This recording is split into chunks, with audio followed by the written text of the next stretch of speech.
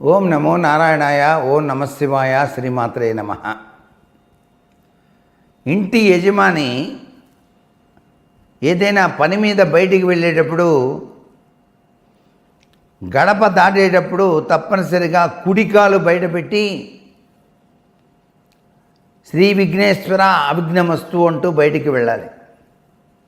బయటికి వెళ్ళేటప్పుడు పని మీద ఇంటి ఇల్లాలు వెనక్కి పిలవకూడదండి. అలా పిలిచినట్లయితే కార్య విఘ్నం అవుతుంది.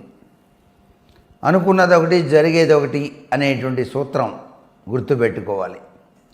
ఇంటి యజమాని బయట నుంచి వచ్చేటప్పుడు ఈశాన్య మూల బొక్కిట్లో ఉన్న నీళ్లు తీసుకొని కాళ్ళు కడుక్కొని లోపలికి ప్రవేశించాలి.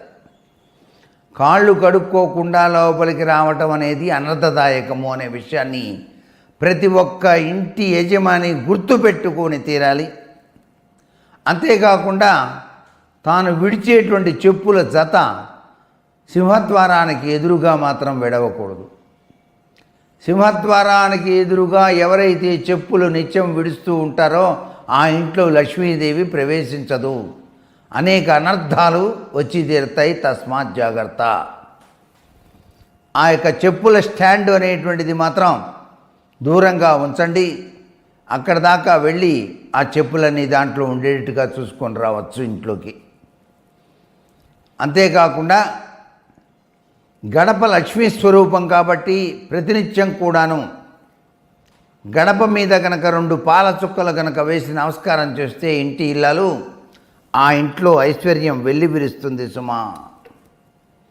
లక్ష్మీదేవి యొక్క అద్భుతవంతమైన ప్రభావాన్ని ఇంటికి కలిగించుకోవడానికి ఇవన్నీ కూడాను సూత్ర ప్రాతిపదికలుగా మనకు కనిపిస్తాయి వాస్తుశాస్త్రరీత్యా. ఇంటి యజమాని బయటికి వెళ్ళేటప్పుడు రామనామం చేసుకొని తీరాలి. ఓం రామ్ రామ్ రామ్ రామ్ రామ్ రామ్ రామ్ కష్టం స్వాహ అనుకొని బయలుదేరితే అన్ని పనులు కూడాను చక్కగా నెరవేరటానికి ఆస్కారం అత్యధికంగా ఉంటుంది సుమా.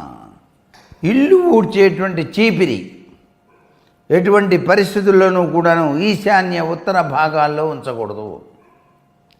చీపిరి కట్టతో పాటుగా ఎత్తేసేటువంటి చాట కూడా పక్కన ఉండకూడదు. చీపిరి చాట ఒకదానికొకటి పక్క పక్కన ఉండకూడదండి, అరిష్టం. అసలు ఇంటి యజమానికి చీపిరి కనిపించకూడదు.